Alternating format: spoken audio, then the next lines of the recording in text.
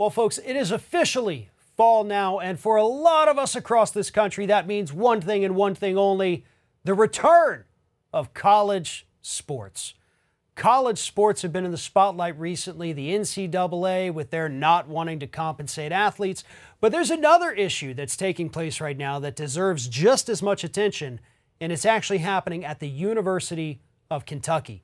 Joining me now to talk about what's happening is Scott Hardy with Top Class Actions. And Scott, of course, I'm referring to this class action that's happening at the University of Kentucky right now, where you have these super talented female athletes who are actually suing the college for violating regulations by, one, not having enough female staffers, and two, not offering varsity level sports to these female athletes.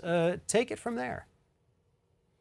Right. So we have the Title IX regulations, which state that there has to be a proportionate number of female athletics to male athletics, and it's got to match the actual student population. So at the University of Kentucky, 55% of the student population are women. So therefore, you would think that at least 50% of these student athletics have women in them. But nope, unfortunately, they're at about 40%. So you had, as you said, these super talented women that have said, hey, we would like to get more varsity level athletic programs. We'd like to see varsity level cross country. We'd like to see varsity level lacrosse and field hockey, a triathlon team. But unfortunately, they've been denied. And so they're saying, listen, you just need to be fair. This is very cut and dry that female women need to be involved. You have to be giving out scholarships. You have to have these types of sports programs for women, or you're violating the Title IX regulations.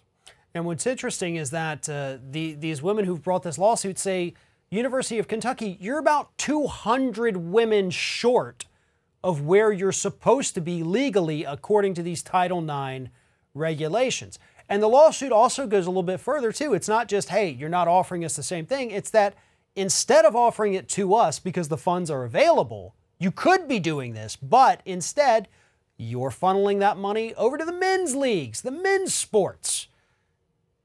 And you can't do that under these regulations. And that's what people have to understand. I know everybody likes to talk about, oh, well, I mean, the college men, the football teams, that's where the money comes in. It doesn't matter where the money comes in from. There are regulations that these schools have to follow, and it's very clear from this lawsuit that Kentucky is not doing this. They're not following the regulations. Exactly, and they are funneling that money into men's athletics, not just football, basketball, baseball, track and field. They're putting all of that money in places where in some parts there are female athletes, but in a lot of it there aren't. And all these women are saying is, hey, you have the talent here. Start these varsity level teams, support us, and, let's be fair for women. They are top tier athletes. Let us represent your school and really, show that the University of Kentucky is a competitor at the top tier levels for all these sports. Don't hold us back, and acknowledge us. Really, that's it. Acknowledge that we're here. Well, and you also have to take into account too, and I'm sure these women understand this very well, is that if you're not going to offer the varsity level of athletics for these women, it's going to be harder for them, to do something with that in the future. They're not going to get the recognition in college that they might at a different college, because their school's not offering these programs that they should. So it's going to put them further behind. It's going to hurt future earnings potential if they want to go on and become a professional athlete. It puts them at a severe disadvantage, all because the school wants to, again, look, this is an SEC school. SEC schools are all about sports. This is what they live and breathe for. But they want to divert that money to the men's sports, because they think if they do that, they're going to make even more money in return while completely blowing out these regulations.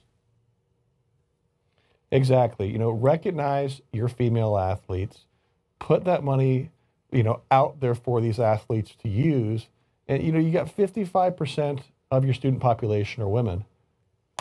Use this as a great talking point. Use this as a positive piece of enrollment for your student body. There are so many positives to putting that money into athletics and female athletics that it really outweighs the negatives here and the negative press of saying University of Kentucky doesn't respect women and doesn't recognize their contribution to sports.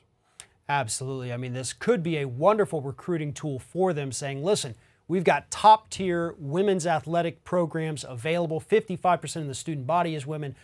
Come here if you want to make it to the next level. But instead, as you said, they're going for the negative publicity, and in the end, that's going to hurt them pretty bad. For more information about this issue, please follow the link in the description of this video. Head on over to Top Class Actions, and while you're there, make sure you sign up for their weekly newsletter. It is absolutely one of the best resources available for consumers. Scott Hardy with Top Class Actions, thank you very much for talking with me. You're welcome. Thanks for your time, Farrad.